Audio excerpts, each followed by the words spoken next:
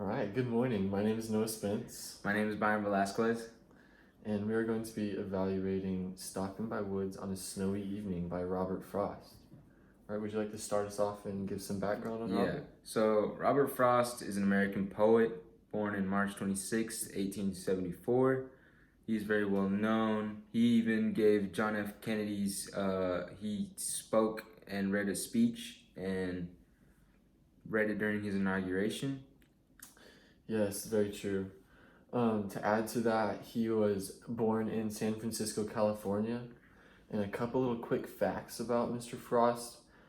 He was a Harvard dropout, and he actually moved to England to continue his career and then came back. And he has a very famous statement that I wanted to mention, and it is, "It goes on," which is very true. And I've been finding that statement very beneficial in my life recently, so it's very interesting.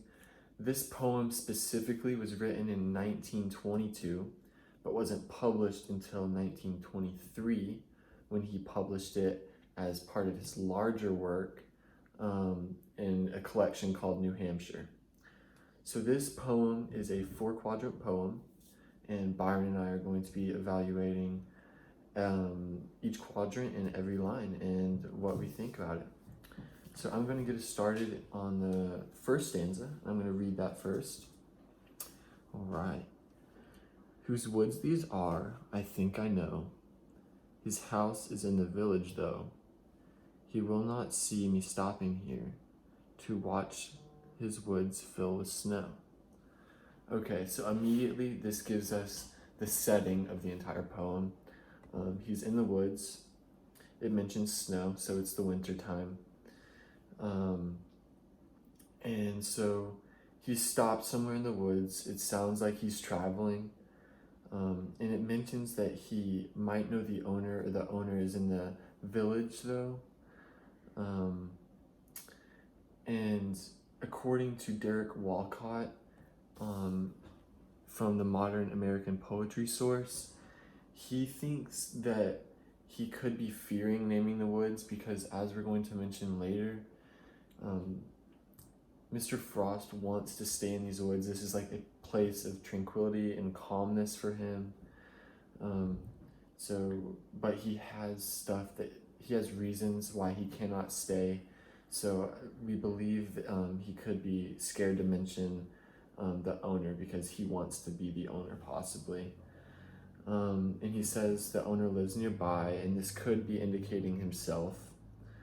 And like I said, to get the setting kind of straightened out for the rest of the poem, you can imagine heavy snow on all of the trees around, just deep snow everywhere, and really quiet. Okay, would you like to start with number 2? Moving on to the second stanza, it reads, "My little horse must think it queer to stop without a farmhouse near, between the woods and frozen lake, the darkest evening of the year." All right, so in the second stanza, he has a horse with him, and the horse in the first line of the second stanza states that the horse is confused because they're stopping in the middle of the woods and there is no farmhouse near.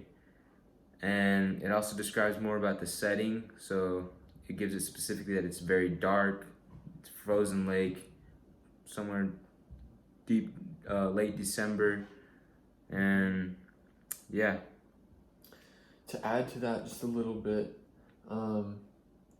it sounds like they're very isolated. I know they mentioned a village near, but based on the words used, it sounds like there's really nothing around them. Would you agree? Mm-hmm.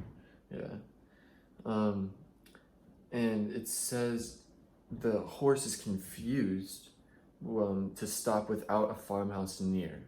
So it sounds like usually when they stop, there's a farmhouse near. Yeah. And this is something that maybe the man wants to do, but the horse is not accustomed to it. So that's why he said the horse must think it queer. Yes, all right. So I'll move on to stanza 3. All right. So he gives his harness bells a shake to ask if there is some mistake.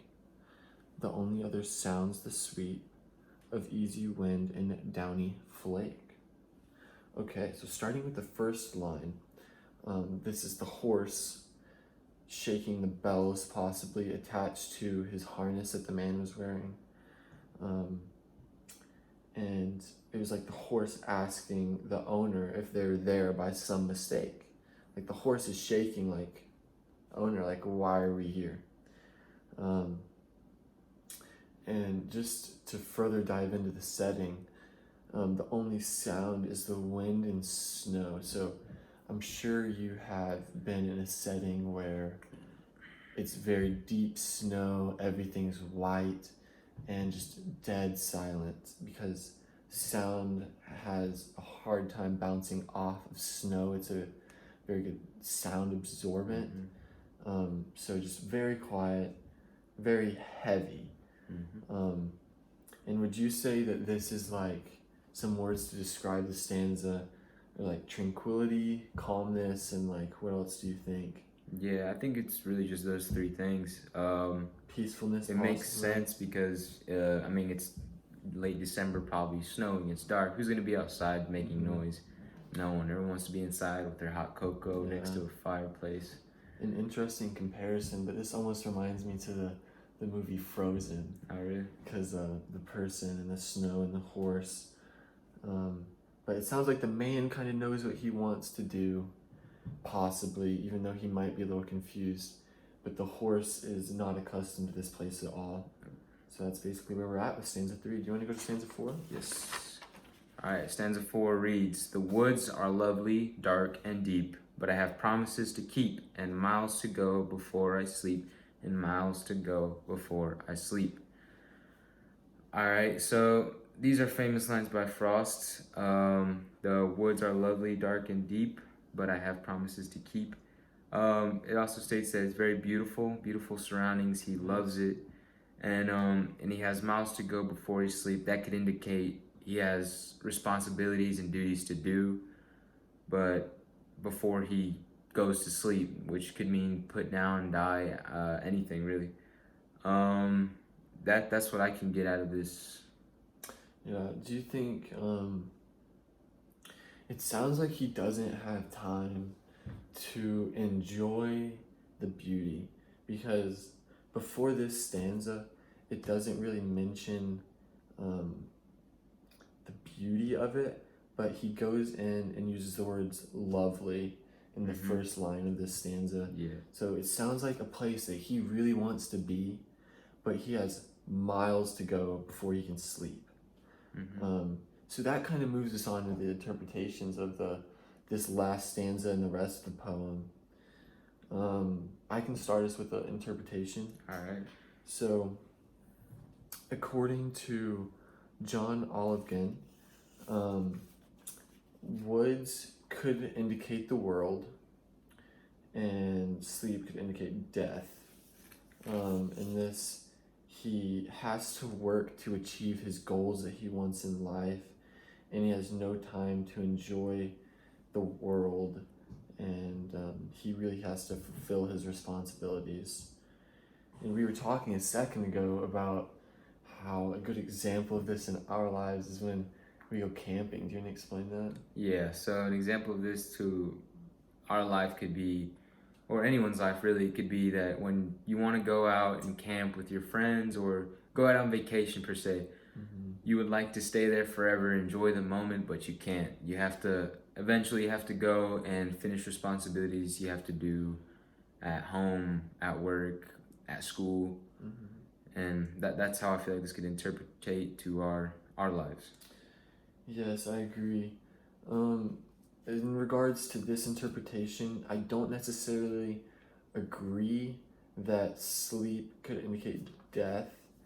I really think sleep means stop, but it is definitely an interesting interpretation, because like especially with schoolwork, when we go out and have fun and we have to come back, it's definitely, we would rather stay and have fun, of course, but before we get to stop, we have to keep going, and we have to graduate, and we have to get our degree and get our job, and then we can finally get there. But I believe that's what this is saying.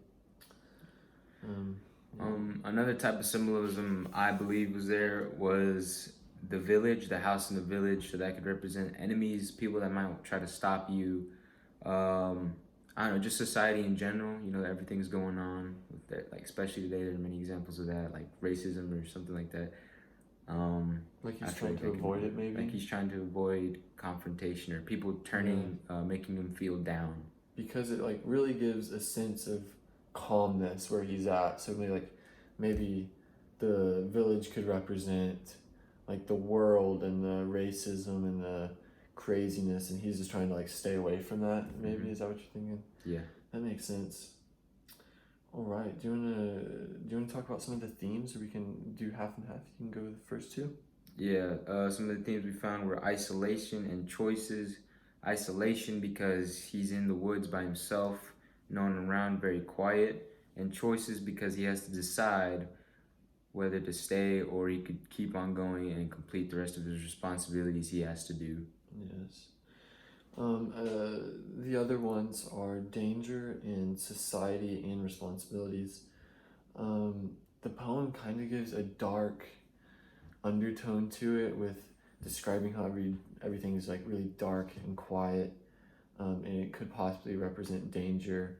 Also, with the village nearby and him trying to avoid that, um, trying to decide what's best for him, and obviously society and responsibilities. Everybody has stuff to do. Everyone has to do what they need to do. Like we need to work on this presentation. We have to do this, but obviously we'd rather go have fun. But there's stuff that we have to do, of course. All right, and do you want to talk about the characters to finish this off? All right, so some of the characters that were in this story were the horse, the man, which we don't know what's his name or who he is. Could be Robert Frost himself, representing what he's been through and choices he had to make. And then society, which... Yeah, so society, I couldn't really... it obviously isn't a physical character in the poem itself, but I believe it plays a large role in the poem, so that's the reason I wanted to bring it up with characters. With the village. Yes. All right, do you have anything else? And that's it. All right, well, thank you.